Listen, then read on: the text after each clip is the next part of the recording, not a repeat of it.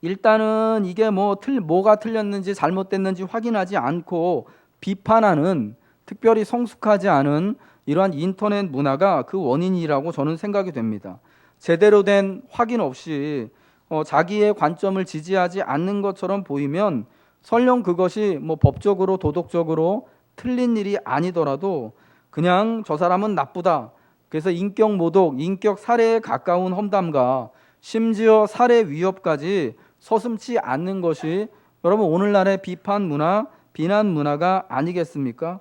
이런 걸 보면은 한국 사람뿐만 아니라 일본 사람도 그렇고 대만 사람, 중국 사람, 또 미국 사람, 독일 사람, 전 세계 사람들이 남을 이렇게 인터넷이라는 익명이라는 가면에 숨어서, 뒤에 숨어서 비판하고 정죄하고, 당신 이거 틀렸어, 나랑 다르니까 당신하고는 같이 할 수 없어 라고 말하는 게 너무나 익숙하고 자연스러운 그런 사고와 문화 속에 우리가 살고 있다는 것입니다. 여러분 우리는 이미 이러한 이 비난의 문화, 비판의 문화가 얼마나 비극적이고 어려운 결과를 가지고 오고 있는지를 잘 알고 있습니다. 여러 저명한 사람들이 특별히 그러한 비판과 비난에 못 이겨서 자살하는 경우를 우리가 많이 보았고요. 그리고 또 일반인의 경우에도요, 또 다른 사람들의 비난과 비평과 따돌림을 겪고 나서 이것을 견디지 못해서 신경증을 보이기도 하고 불안장애를 보이기도 하고 우울증, 조울증과 같은 또 심리적인 문제가 생겨나기도 하게 되고, 그래서 이게 왕따로 나아가게 되고 한 사람의 생명을 또 끊게 되는, 진짜 그걸 사회적 타살이라고 하더라고요. 자살을 요즘에는 그런 지경에까지 나아가게 되었다라는 것이죠.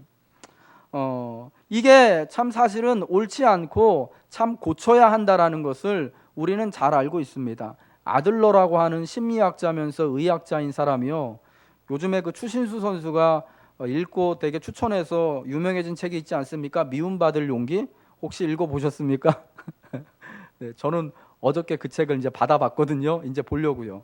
그 책의 저자가 굉장히 많이 인용하고 그 책의 베이스로 삼고 있는 그런 학자거든요. 의사이면서 심리학자인데 그분이 그런 말을 했어요. 사람이 사람을 떠나서 자기 혼자 이렇게 살려고 하면은 결국 어려움에 처할 수밖에 없다. 사람이 겪는 모든 심리적인 문제, 또 육신의 문제는 그가 지지를 받지 못했기 때문에, 동료 집단으로부터 지지를 받지 못했기 때문에, 쉽게 말해서 받아들이지 못하고 따돌림을 당했기 때문에 그렇게 모든 병적인 증상들, 특별히 정신의 문제들이 나오게 되었다라는 것입니다. 사람들은요, 이게 다 정말 악하다라는 것을 너무나도 잘 알고 있습니다. 비난하는 것이요. 그럼에도 불구하고 여전히 우리는 쉽게 비판하고 비난하고 정죄하고 근거 없이 악의적으로 남을 매도하는 그러한 모습을 자주 보게 되는 것이죠. 오늘 리셋 산상순 그 13번째 시간으로 주님은 우리에게 비판하지 말 것을 말씀해 주고 계십니다. 특별히 이 본문의 말씀은요, 예수님께서 특정한 계층에 있는 사람들을 염두에 두고 제자들에게 하신 말씀입니다. 그 염두에 두고 있는 사람들은 누구냐? 바로 예수님의 사역 초기부터 예수님을 근거 없이 비판하고 예수님을 비난했던, 그래서 죽음의 자리까지 이르게 만든 바로 그 바리새인들과 서기관들이죠. 요한복음 2장에 보면은 가나 혼인잔치 역사가 있고, 그 다음에 예수님이 바로 예루살렘에 올라가셔서 성전 청결 사건을 일으키시는데요, 그때 서기관과 바리새인들, 대제사장이 보낸 사람들이 예수님께 나와서 내가 무슨 근거로 이따위 일을 하느냐라고 하면서 예수님을 막 비난하고 매도하고 정죄합니다. 그때부터 이 바리새인들은 예수님이 사역하시는 거예요. 예수님이 소경을 눈을 뜨게 하면은 당신이 안식일날 하지 못할 일을 했다고 막 비난하고 매도하고, 이런 일들을 계속해서 따라다니면서 한 것입니다. 그래서 예수님은 이 마태복음 7장 산상수훈에 비판하지 말라는 말씀을 제자들에게 하시면서 너희가 저 의롭게 보이지만 외식하는 저 바리새인들 서기관과 같이 되어지지 말라. 특별히 저들처럼 남을 확인해 보지도 않고 의로운 자를, 너보다 더 의로운 자를 비판하고 정죄하는 일을 특별히 하지 말라라는 그러한 말씀을 주신 것입니다. 여러분, 비판을 해서 안 되는 이유가 뭔가? 저는 비판을 하면 안 되는 이유에 대해서 먼저 두 가지를 말씀드리고 싶습니다. 첫 번째는요, 우리는 모두 하나님의 심판 아래 있기 때문입니다. 1절 말씀을 다시 한번 읽어보도록 하겠습니다. 여러분들 성경을 혹시 찾으셨습니까? 네, 한번 읽어보겠습니다. 시작. 비판을 받지 아니하려거든 비판하지 말라. 이 본문에 비판하지 말라라고 쓰인, 비판하다라는 의미로 쓰인 헬라어 단어가 크리노라는 말이거든요. 근데 이 단어는 자주 정죄하다, 죄를 심판하다라는 그런 의미로 사용이 되었다고 합니다. 그래서 이게 본문에서도 정죄하다라는 의미로 사용이 된 것으로 해석할 수가 있는 것입니다. 그러니까 예수님의 이 말씀, 비판하지 말아라 라는 말씀은 내가 정죄를 당하지 아니하려거든 정죄하지 말아라 라는 말씀으로 우리가 읽을 수 있다라는 거죠. 그리고 또한 이 1절에 비판을 하지 아니하려거든이라는 이 조건절, 이 문구가요, 신적 수동태로 쓰였습니다. 문법적으로 본다면 신적 수동태라는 것은 헬라어에만 있는 아주 그런 독특한 문법인데, 이게 뭐냐면은 사람이 아닌 하나님이 일을 하실 때 쓰는 동사의 그러한 표현이에요. 그래서 이 말은 뭐냐면은 비판을 받지 아니하려거든 비판을 하지 말라라는 말은 뭐냐면, 비판을 어떻게 받느냐?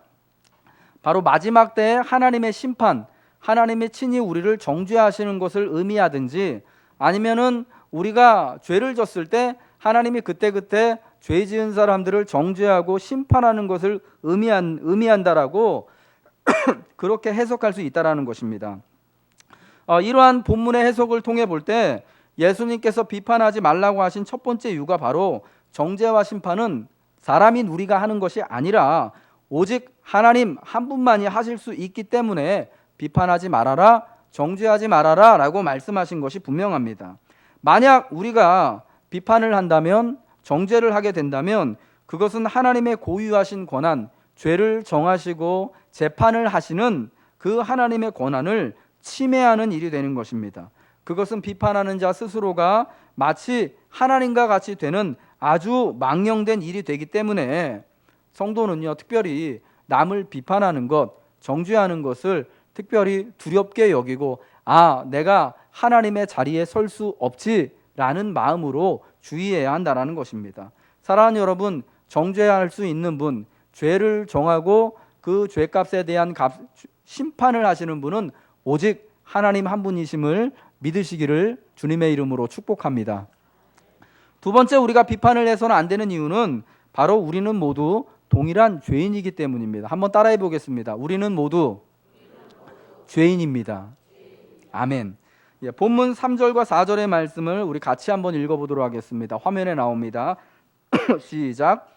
어찌하여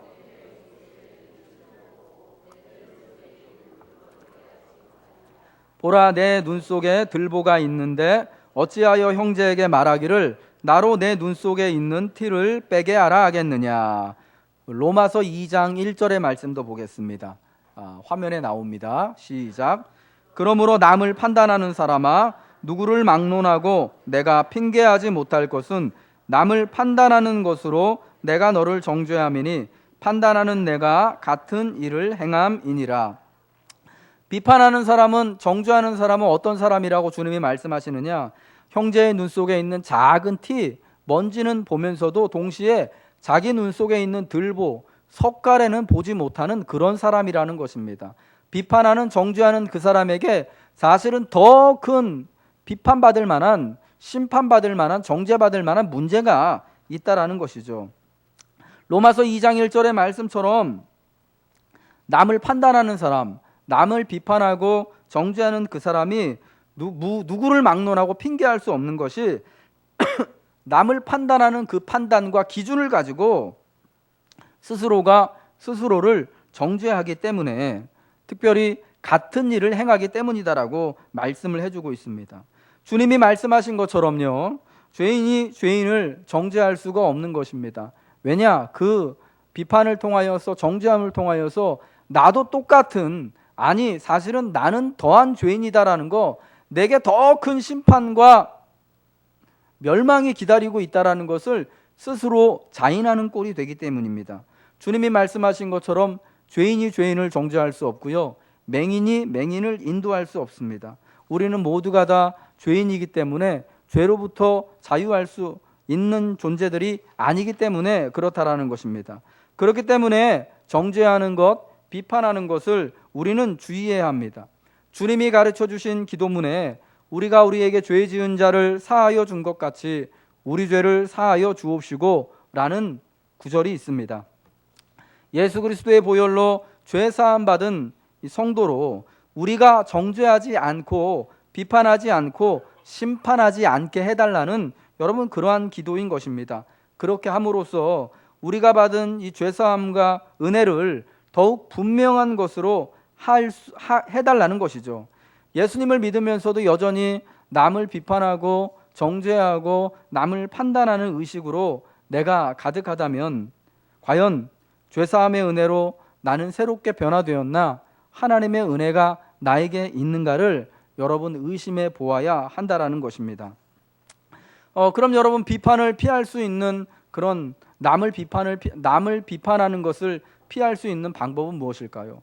사실 우리는 모두가 죄인이기 때문에 남을 칭찬하는 것은 참 우리가 여러 번 사실은 책을 통해 배우고 여러 가지, 요즘에는 여러분 방송뿐만 아니라 인터넷, 유튜브 같은 데 들어가면은 어떻게 사회생활 할 것인가, 칭찬할 것인가, 이런 강좌가 굉장히 많잖아요. 칭찬은 고래도 춤추게 한다고 한때 한참 베스트셀러였잖아요. 집집마다 그 책 안 읽어본 분이 없으실 겁니다. 우리 원로 목사님 집에도 한 권 있어요. 칭찬은 고래를 춤추게 한다. 근데 여러분, 그 책 우리가 전 국민이 사실은 거의 다 봐서 읽었습니다. 근데 여러분, 그렇다고 우리가 남을 그렇게 또 배운 대로 칭찬이 쉽게 되던가요? 잘 안 돼요. 저도 그래요.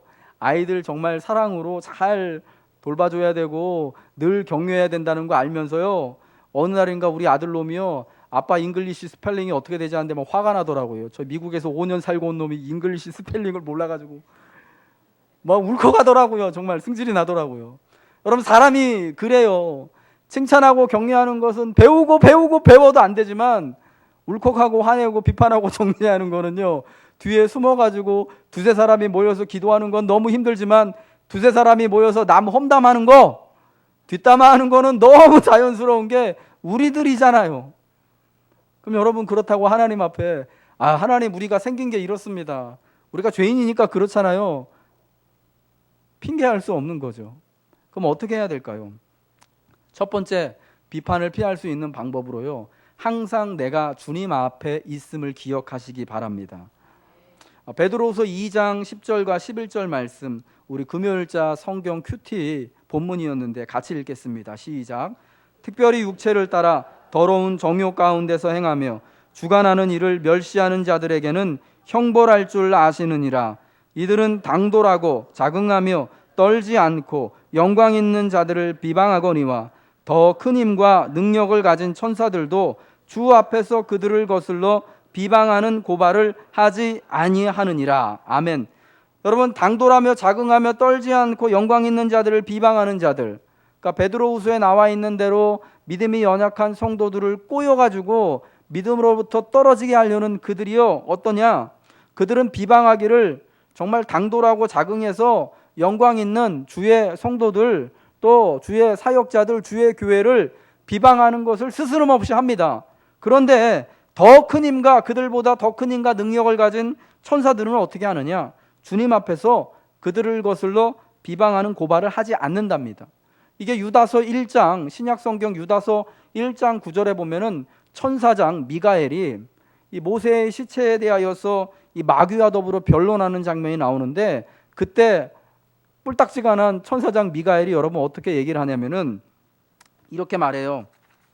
천사장 미가엘이 모세의 시체에 대하여 마귀와 다투어 변론할 때에 감히 회방하는 판결을 쓰지 못하고 다만 말하되 주께서 너를 꾸짖으시기를 원하노라. 마귀와 함께 모세의 시체에 대하여서 변론하는 천사장 미가엘이요, 마귀가 말을 됐다 잘했나 봐요. 말을 하다 할 말이 없어가지고 감히 판결하는 회방하는, 그러니까 비판하는 판결을 쓰지 못하고 마귀를 비판하지 못했다라는 겁니다. 정죄하지 않았다라는 겁니다. 그러면서 마지막에 하는 말이 뭐냐? 주께서 너를 꾸짖으시기를 나는 원한다. 그 말을 하고 마귀와의 이 입싸움을 끝마쳤다라는 겁니다. 여러분, 천사장 미가엘이 왜 그랬을까요? 왜 회방하는 판결, 주님을 비방하고 또 그 하나님의 사람 모세의 시신에 대하여서 훼손하려고 하는 그 영광을 진짜 무너뜨리려고 하는 이 마귀를 여러분 정죄하면 좋잖아요. 야, 이 마귀 자식아. 어떻게 말하는지 모르겠지만은 하면 좋잖아요. 그런데 끝끝내 회방하는, 비판하는 판결을 하지 않는 이유가 뭘까요? 여기 여러분 베드로 후서 2장 11절에 그 답이 있습니다. 더 큰 힘과 능력을 가진 천사들도 주 앞에서 어떻게 한다고요? 그들을 거슬러 비방하는 고발을 어떻게 해요? 하지 않는데요. 왜 비판하고 고발을 하지 않습니까? 저놈 나쁜 놈입니다. 저 마귀 저거 아주 나쁜 놈인데 주님 빨리 어떻게 해야 되지 않습니까? 얘기 안 한대요. 왜 그렇습니까?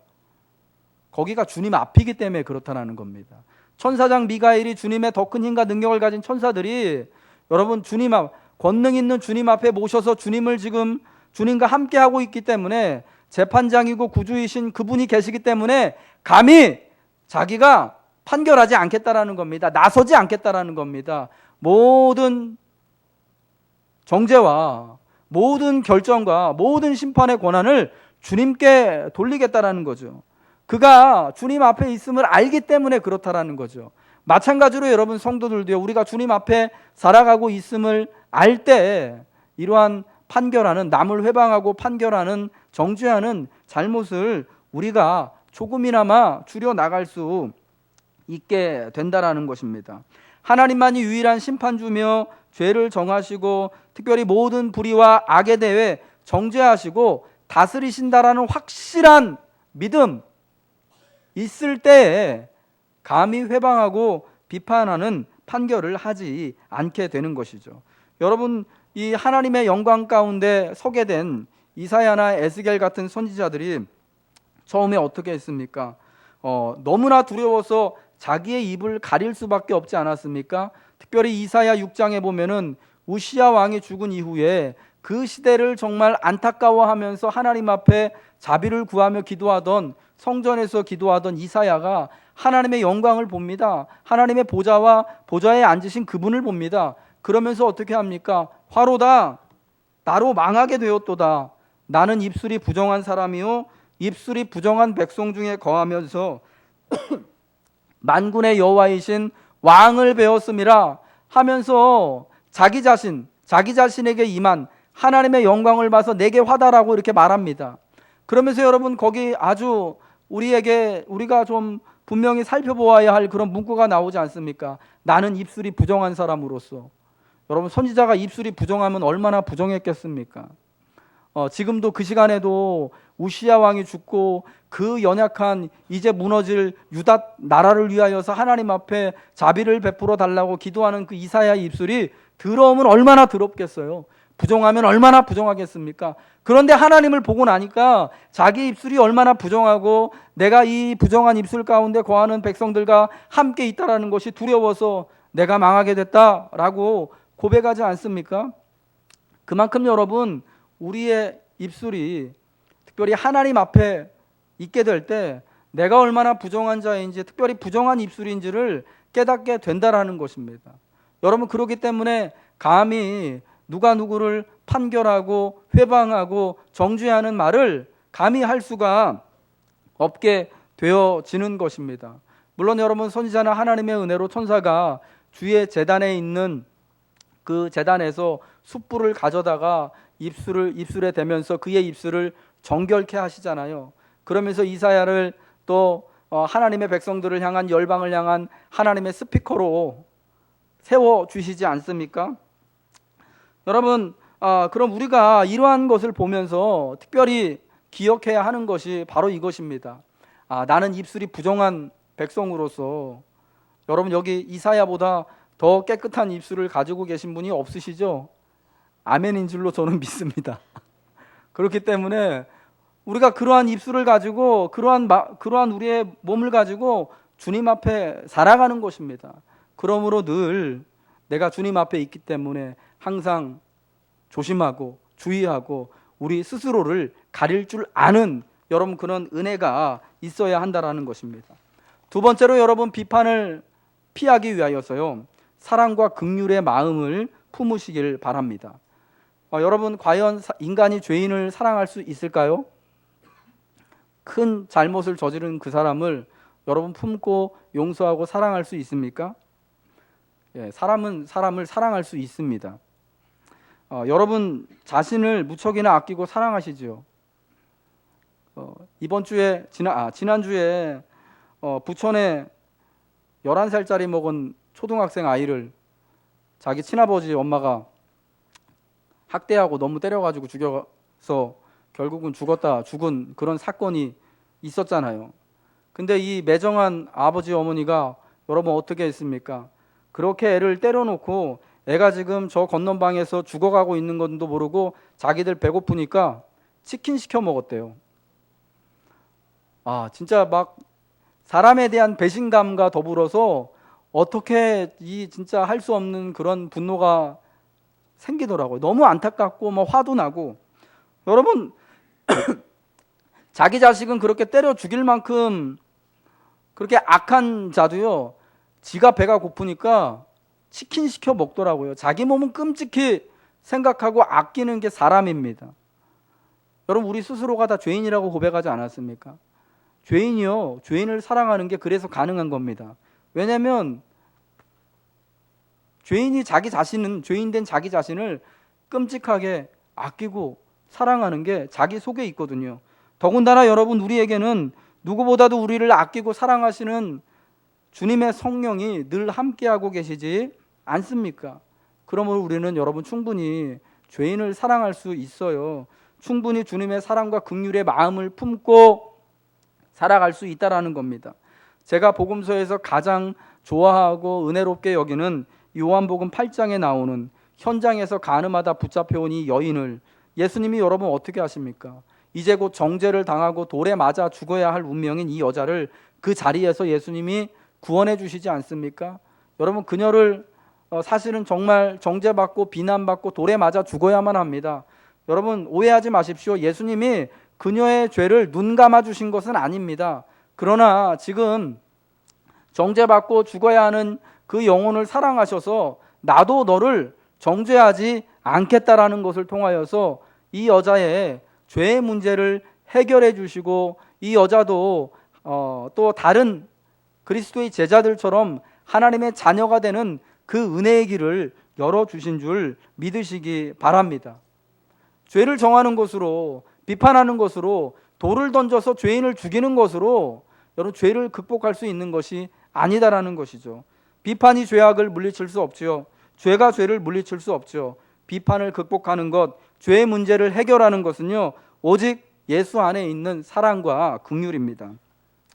사랑하는 여러분, 비판하지 말라는 주님의 가르침은요, 불의에 대해서 침묵하고 아무런 의사표현도 하지 말라는 그런 뜻이 아닙니다. 누군가를 비판하고 정죄하려 할 때, 그런 마음이 들 때 과연 내가 유일하게 죄를 정하시고 심판하시는 하나님 아버지를 의식하고 있는가? 내가 하나님 앞에 있음을 알고 있는가? 그리고 그분의 권능 안에 있는가를 한번 잘 살펴보라는 말씀이죠. 그리고 사랑과 긍휼의 마음을 가지고 행하라는 겁니다. 정말 우리 가운데 잘못을 범하여서 이 악한 길로 빠져들고 있는 분이 있다면은 사랑과 긍휼의 마음을 가지고 가서 여러분 그 죄를 지적해 주라는 거죠. 이때 중요한 것은 사랑과 긍휼의 마음을 가지고 행하라는 것이죠. 그 영혼이 구원받을 것을 생각하면서 그 영혼이 망하지 않을 것을 기대하면서 그렇게 말하는 거죠. 여러분 그러므로 우리는 하나님께 그를 향한 충분한 사랑과 긍휼의 마음, 또 나를 향한 충분한 사랑과 긍휼의 마음이 있기를 늘 간구해야 합니다. 여러분 하나님이 나머지는 하나님이 다 친히 심판하시고 하나님이 정리하십니다. 하나님이 또 정죄하십니다. 여러분 이러한 사실을 믿으시고 사랑의 우리는 그저 사랑의 마음으로, 긍휼의 마음으로 권면하고, 다만 입술이 부정한 백성 중에 거하는 부정한 입술을 가진 자로서 하나님이 우리를 긍휼히 여겨주시기만을 주님께 간구하시는 은혜가 있으시길 주님의 이름으로 축복합니다. 우리 함께 찬양하고 기도하겠습니다. 아버지 사랑 내가 노래해.